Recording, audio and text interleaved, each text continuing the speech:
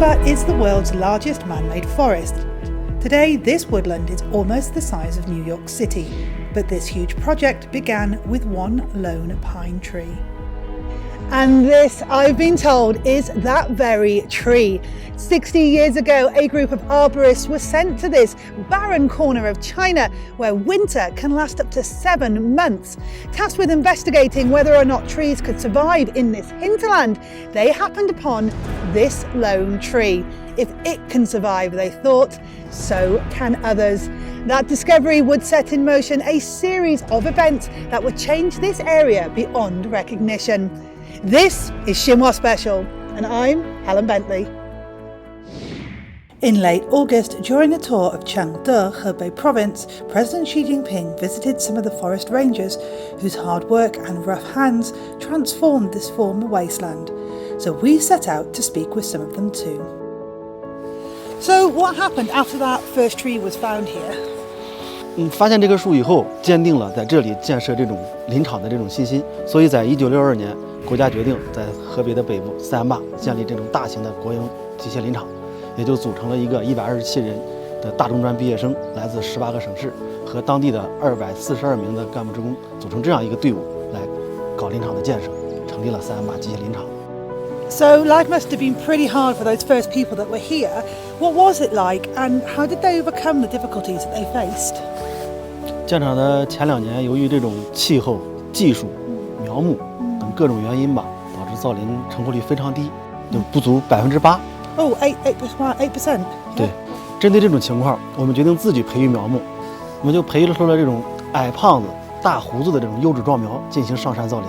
同时，我们也改进了我们的造林的技术，来保证苗木的成活。所以在1964年，我们在造林的时候，成活率达到了96%。 So what sort of legacy does a project of this size have? 它给我们留下了宝贵的塞罕坝精神。 That Saihanba spirit? 对， Okay.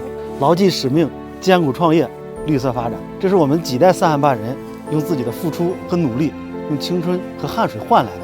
我们塞罕坝人一辈子都在做这件事情，我们觉得非常有意义，非常值得。 Over the years, almost every technique under the sun has been tried out in Saihanba as the teams battled against drought, frost and pests to nurse their saplings to maturity. At the project's peak, 5,333 hectares of trees were planted in just 1 year. And in 2017, the Saihanba afforestation community was presented with the UN Champions of the Earth Award in acknowledgement of their achievements. This forest was designed to shield Beijing and Tianjin from the perennial sandstorms that battered the region. But this shield also needs to be protected. Forest fires could potentially decimate Saihanba, so 9 watchtowers were built along the stretch of this forest belt, and they're manned by these people that are locally known as Saihanba Guardians. And more often than not, they're married couples who not only work but live in those watchtowers. And I'm off to meet them now. 你好，你好，谢谢，很高兴认识你。你好。这就是我们工作间，我们的工作就是全天瞭望，发现火星及时汇报。我们的防火期是3月份到6月份，秋防是9月份到12月份。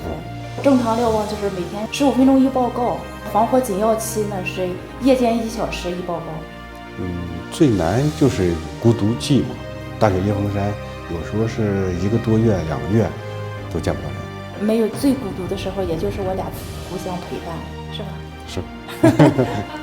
已经习惯这种工作，没想过换。因为这片林海拔，它需要我们，需要我们的坚守。这是一种信任，就像对自己孩子一样那种感情。 Today, all 9 watchtowers are equipped with automated infrared monitoring systems, but machines can make mistakes, and they still cannot replace experienced custodians like Lu Jun and Wang Juan. In the 59 years since the forest farm was established, Saihanba has not recorded a single forest fire.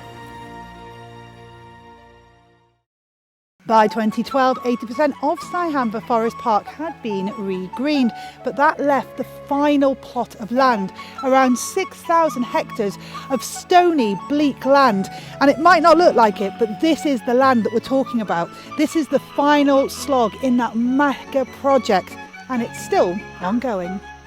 攻坚造林呢，其实就是在土层非常薄的，下面只有这种不规则的石块的，而且坡度非常陡的山坡上进行造林，机械都很难上来，我们只能通过骡子或者只能由人把苗子从下面背上来。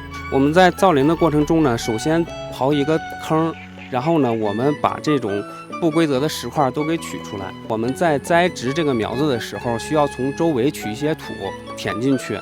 其实种每一棵树都要付出非常多的辛苦，如果它能够非常健康的长大，那么我的内心就是非常的骄傲和自豪的。 Officially, Saihanba is called the lung of North China, but more and more of the country as a whole is benefiting from similar projects.